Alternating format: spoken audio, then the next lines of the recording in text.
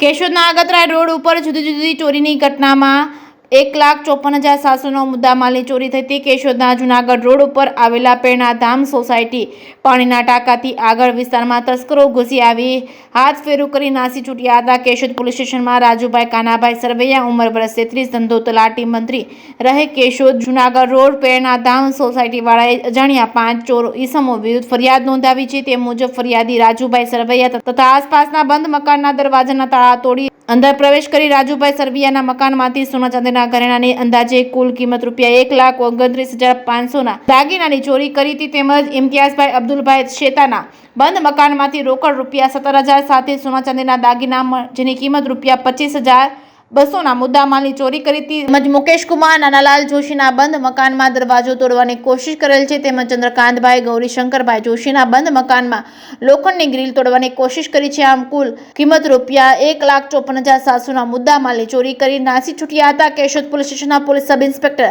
આનંદ Odedara, police constable Amrabhai હામાભાઈ ચુંચિયા તેમજ સહિત surveillance staff દ્વારા તસ્કરોને ઝડપી લેવા લિસ્ટેડ આરોપીની ખાનગી રાહે તપાસ હાથ ધરી છે. કેશોદના એરપોર્ટ રોડ ઉપર અગતરાય રોડ આસપાસના વાડી વિસ્તારમાં હાથફેરો કરવા ઉપરાંત માલ મિલકતને નુકસાન કરવાની ઘટનાઓ બની છે. ત્યારે ખેડૂતોના ખેતરોમાં જાનમાલની સલામતી રહી નથી. જે કેસની ગુજરાતી સાથે રાજુ પંડ્યા, કેશોદ.